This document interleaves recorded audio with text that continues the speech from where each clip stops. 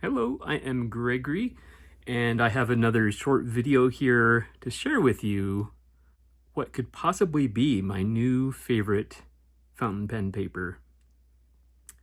So here you see several examples of the paper in use. And just quickly, this ink journal design, very simple but useful, is available for download with a very small donation to my channel. And that link will be in the description down below.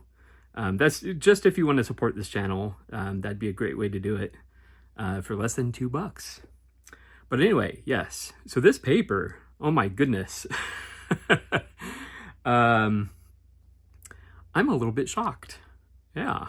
So I am loving this paper. And first of all, you may want to know what paper it is. And this was actually purchased on Amazon. And it comes in this. And there you see it's, yes, Kokuyo KB paper. It's A5, 64 GSM. And this is a ream of 500 sheets. And I want to say, last I checked, this was around $15 on Amazon. So you do the math, but it's pretty cheap per sheet. So, and these are A5 sheets. And also the link for that paper is also down in the description if you're interested. But I just want to share these results with you. Because I'm a little shocked, actually. Yeah, so I've started doing this thing for the last 3 days.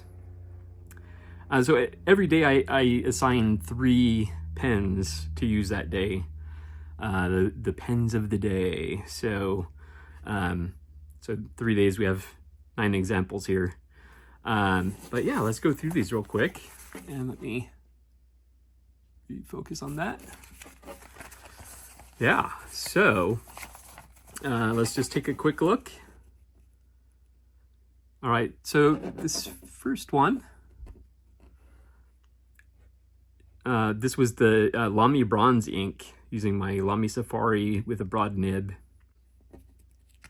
I'm not going to go into the description of the inks themselves because this is more about the paper. But first of all, you do get some excellent shading on this paper. This ink in particular is just, it has some fantastic shading. So I highly recommend it for that. We do have, down here we have a little dry time test there. You see it was mostly dry at 15 seconds. It's a fairly dry ink, so. But we're going to see this as a recurring theme with this paper, which is why it's one of my favorite papers right now. The dry time on this paper is pretty insane. So yeah, very pleased. So that looks good. We have this Kokuyo Ruby Red, and this was a broad nib. Well, that one was also. Yeah, so this is a broad nib. Definitely a wetter ink. You know, actually not a whole lot, but a little bit. And there you have the dry time again, still 15 seconds. This one is probably the wettest out of all the ones I used. Colorverse Beam Me Up. I apologize, I'm cutting it off there. Did you see this? Kokuyo Ruby Red. Colorverse Beam Me Up. A very dark purple ink with a pretty strong green sheen. This was a medium nib. So a finer line. Still pretty wet though. You see down here. This is probably the wettest. At 15, it was still fairly wet.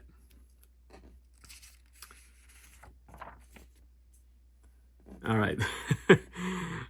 So here we have Diamine Platinum Jubilee, which was a Colt Pens exclusive. And this was coming out of a stub nib. And you see here, almost immediately, it was pretty dry. Well, here you get a better example of how wet it was immediately. But still, here it was pretty dry, and 15 seconds it was already dry. Oh man, I don't know if that's because a stub nib spreads out the ink more, but anyway. I'll try and go through these a little more quickly. We have Krishna Biowood Green. And here, 15 seconds, it was just barely still wet. That was coming out of the medium nib. We have Diamine Asa Blue. Again, 15 seconds, barely wet. Now this is a very wet combo. So I was surprised how quickly this one dried. You see there, it's pretty wet. And yet at 15 seconds it was already dry, and I had to do it again at 15 seconds just because I was like, that can't be right. But it was 15 seconds and dry on this paper. So yeah. And I don't think I said this one. Kyoto Tag 03, Kokuyo, and that was out of a broad nib. Platinum Carbon Black out of a fine nib. And I didn't even... I just did this one from 15 seconds because I already knew that, you know, it was a dry combo.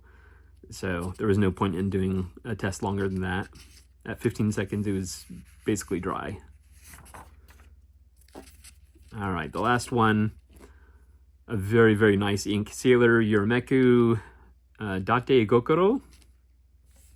Another very wet ink coming out of a broad nib, and that one was still wet at 15 seconds, but definitely dry at 30. So yeah, so that is one of the main reasons I like this paper. But now we're going to look at the back sides. So, and we'll focus on this area here because that's where the ink bottle is, and that's where the most ink is going to be. So here, there's a little ghosting, but no bleed through. Here we're getting tiny bits of bleed through. By the way, this one was Lamy Bronze. This is Kaweco Ruby Red. Just tiny little bits of bleed through. This is the Colorverse Beam Me Up. Now this one we have some significant bleed through, but you'll note that that's where I was coloring in the bottle. Obviously, you know, you're using back and forth strokes, so you're hitting some of the same areas over and over again. So that's to be expected. And I guarantee it'll do this on Tomoe River paper as well. So yeah, that's not a big deal. And again, in the actual lettering, nothing, absolutely nothing. This is, I think, the most significant bleed through, but again, you know, I was going over and over and over this area. The actual writing, no bleed through. Here we have a little less. That, by the way, was Platinum Jubilee. This is the Krishna Biowood Green. Little bits of bleed through, none on the writing. Same with Diamine Asa Blue. Same with the Kokuyo. No bleed through. There's some ghosting. This is the Platinum Carbon Black. Just a little bit of ghosting, but nothing. And then this one, this is the Sailor Yurameku Date Gokoro. And again, we have some bleed through, but on the lettering, nothing. So this these are examples of my new favorite paper. Obviously, it comes in other sizes. This is A5. I also have the letter size and the A4 size. And I even picked up some envelopes that are the same paper. So, and the envelopes in particular are intended, I want to use this paper for writing letters, and you could just fold this in half and stick it in the envelope. So, yeah. So I wanted to share this paper with you because I'm super excited about it. It's readily available on Amazon in this ream size. And you know, you could probably find it in other places as well. Let's take another look at that there. Yeah. So take note of this paper. And if you're in the market for some good fountain pen friendly paper, I highly recommend this. Anyway, I was excited to share this with you, and I hope you'll consider getting some of your own and try it out, and maybe even try it out with some more intense inks, because, you know, there's just 9 examples here. Yeah, I would love to get your feedback if you've tried this paper. Feel free to drop a comment below. Maybe let me know what your favorite paper is.